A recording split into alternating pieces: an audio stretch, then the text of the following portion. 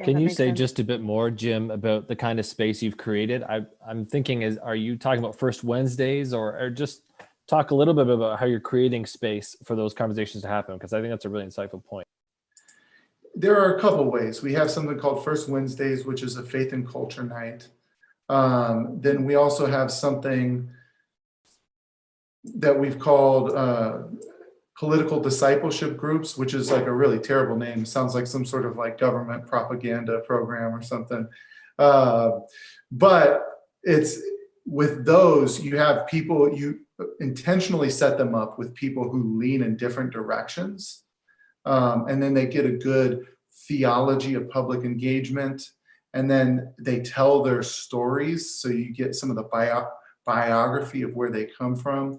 And then together they find something in common that they can engage in on a local level. So those would be two. Another thing that we've done a lot of is we call them different things. It'd be like neighbor's table or something like that, where we're actually giving people the opportunity to have these discussions in place. So, you'll take a tour through the city and you'll actually have the conversation in a location that's most affected by the issue that you're talking about. So instead of having a discussion about immigration in like a church classroom, like actually go into that neighborhood.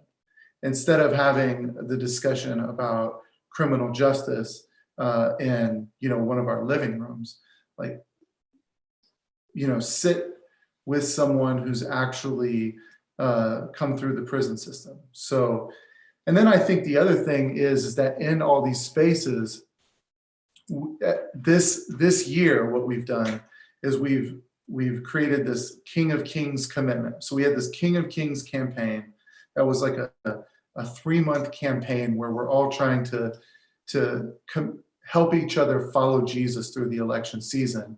And we had 10 really concrete commitments that we made that come straight out of the biblical story for how we treat each other and how we interact in this season, that we'll read those commitments every time that we have one of these discussions to just remind ourselves what we're committing to in the discussion. Are you able to share those 10 commitments? Sure. You want me to give you a couple nuggets right now? Because there's great. 10, but I'll give you a few of them. I mean, the first one is worship. I commit my allegiance to King Jesus over all other idols and ideologies. Another one would be, biblical wisdom. I commit to having my views challenged by the biblical story rather than using the Bible to proof text my predetermined positions. Another one would be remove the log. I commit to giving more attention to critiquing the potential flaws in my own political leanings, conduct, and sin than I give to scrutinizing others. And then the last one that we have is loving enemies. I commit to loving and praying for my so-called political enemies, and especially those whom I have the hardest time loving and praying for. This includes a commitment to pray for our government leaders regardless of who wins the election.